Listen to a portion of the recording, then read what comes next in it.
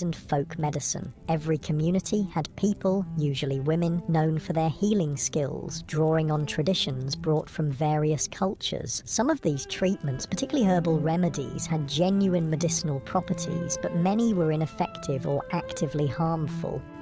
Common medical treatments of the era included bloodletting, which weakened already ill patients, purgatives that caused severe diarrhea, supposedly to expel bad humours, and poultices of various substances applied to wounds, some of which introduced infection rather than preventing it. Laudanum, a tincture of opium, was widely used for pain, leading to addiction in many cases. Mercury compounds were prescribed for numerous conditions despite their toxicity.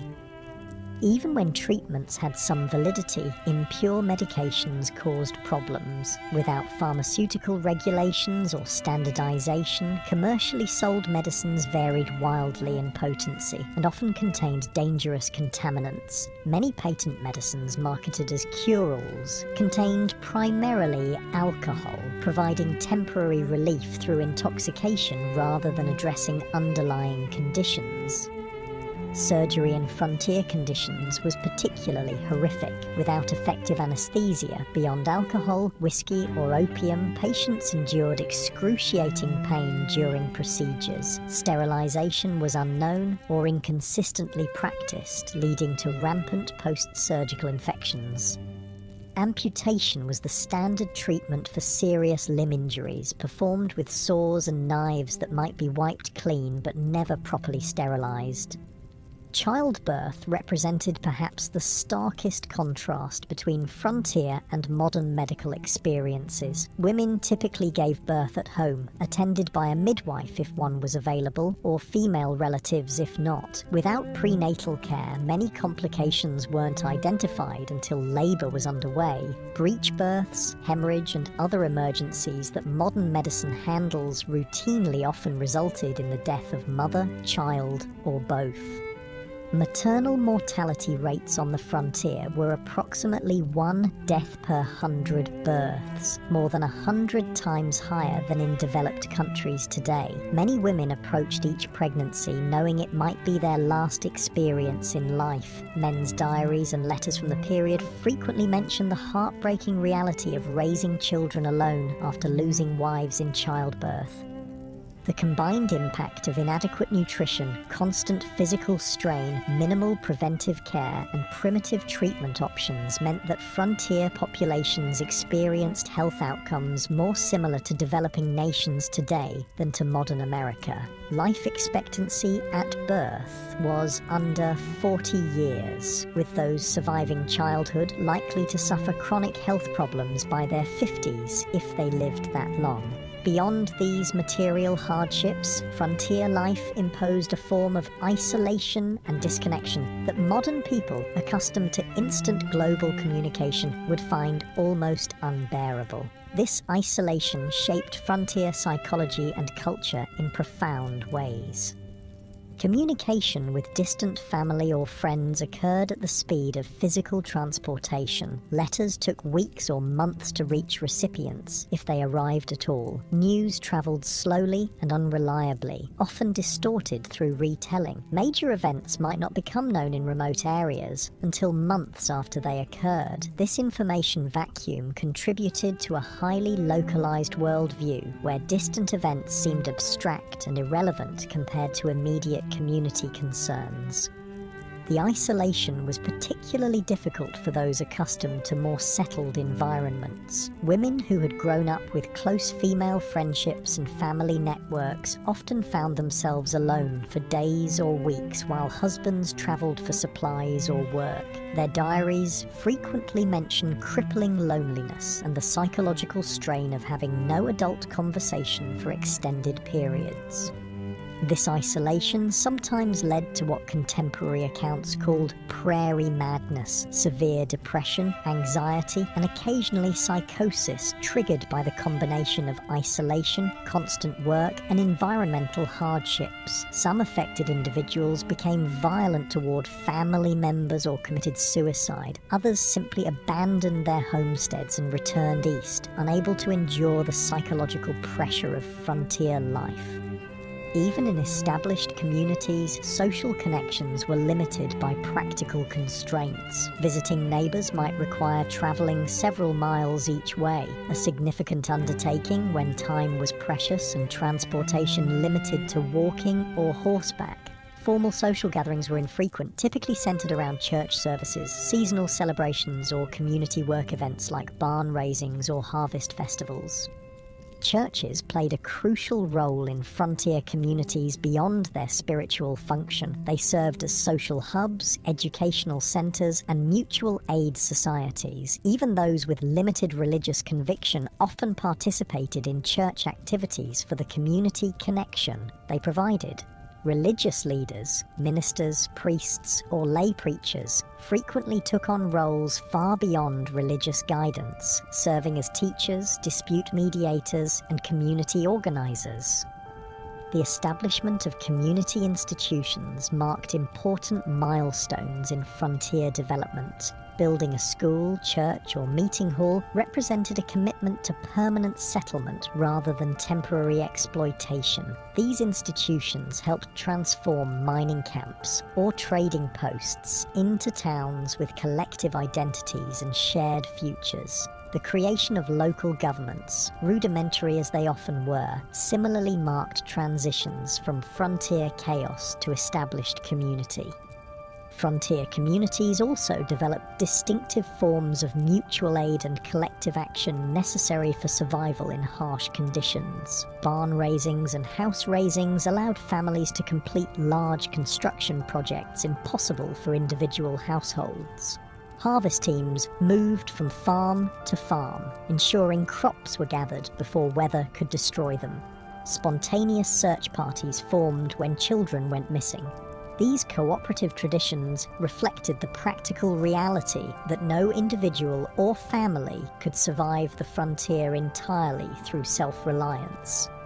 This community interdependence existed alongside the individualism that later became mythologized in frontier narratives. Both elements were necessary responses to frontier conditions: self-reliance for daily survival, community cooperation for challenges beyond individual capacity. The tension between these values shaped frontier culture and continues to influence American attitudes toward government, community, and individual responsibility. As another day in the Wild West draws to a close, you find yourself contemplating the mental and emotional resilience required to endure such conditions year after year. The people who populated the American frontier weren't superhuman. They suffered, struggled, and sometimes broke under the relentless pressure of their environment. But many adapted and persevered, developing skills and perspectives that allowed them to find meaning and even joy amid hardship. The darkness settles around you once more, bringing with it the profound silence of the pre-industrial night. The day's experiences have given you a glimpse into a world both familiar and utterly alien, a world where survival required constant vigilance, where comfort was rare and luxury almost non-existent, where death was an everyday companion rather than a distant stranger. As sleep approaches, you wonder about the people who chose this life or had it thrust upon them by circumstance. What drove them west? What sustained them through blizzards, droughts, illness, and loss? What would they think of the world their struggles helped create? A world of abundance and security beyond anything they could have imagined, built on foundations they laid through exhausting labor and countless sacrifices. The questions follow you into dreams filled with endless prairies, towering mountains, and the faces of those who tamed the Wild West, not through romantic gunfights, but through the quiet heroism of daily persistence against overwhelming odds. Their story, stripped of Hollywood glamour and frontier mythology, stands as a testament to human adaptability and the extraordinary courage of ordinary people facing extraordinary challenges. Dawn breaks on what will be your final day in the Wild West. As the golden light spills across the landscape, you take a moment to appreciate the raw beauty that drew so many westward despite the dangers and hardships. The frontier was a place of stunning natural grandeur. Vast prairies rippling like oceans, mountains scraping the sky, canyons plunging into the earth's depths. This beauty, at least, wasn't a Hollywood invention. But even this relationship with the natural world differed profoundly from modern environmental perspectives. The frontier mentality viewed nature primarily as a resource to be conquered and exploited rather than preserved or protected. Timber was cut without consideration for regeneration. Game was hunted to the edge of extinction in many regions. Streams were diverted, polluted, or destroyed for mining operations with no thought for downstream consequences. The near extinction of the American bison, buffalo, stands as perhaps the starkest example of this exploitative approach. In the 1700s, an estimated 30–60 million bison roamed North America. By 1884, fewer than 1,000 remained. This devastation wasn't simply the result of hunting for food or hides, though that played a part. It was also deliberate policy, encouraged by the US government as a way to deprive Plains Indian tribes of their primary resource, forcing them onto reservations. General Philip Sheridan, a key military leader in the Plains Indian Wars, reportedly stated, "Let them kill, skin, and sell until the buffalo is exterminated. It is the only way to bring lasting peace and allow civilization to advance." Whether or not he actually spoke these exact words, they accurately reflect government policy of the era. The destruction of the buffalo herds was environmental warfare designed to break indigenous resistance by eliminating their way of life. For Native American nations across the West, the expansion of white settlement represented an apocalypse, not just physical displacement, but the collapse of economic systems, spiritual practices, and cultural identities tied to specific landscapes and resources. While early interactions sometimes involved trade and cooperation, by the 1870s, most indigenous groups faced stark choices: confinement on reservations, continued resistance against overwhelming odds, or cultural assimilation. The reservation system itself represented a form of cultural genocide. Native children were forcibly removed from families and sent to boarding schools designed to kill the Indian and save the man, as Captain Richard H. Pratt, founder of the Carlisle Indian Industrial School, infamously stated. These children had their hair cut short, were forbidden from speaking their languages, practicing their religions, or maintaining their cultural identities. The intergenerational trauma from these policies continues to affect Native communities today. Armed resistance against American expansion almost invariably ended in defeat, though some groups maintained independence longer than others. The Battle of the Little Bighorn in 1876, where combined Lakota, Northern Cheyenne, and Arapaho forces defeated Lieutenant Colonel George Armstrong Custer's 7th Cavalry, represented one of the last major indigenous victories. The subsequent military campaigns against these tribes were marked by increasing brutality, including attacks on villages and the killing of women and children.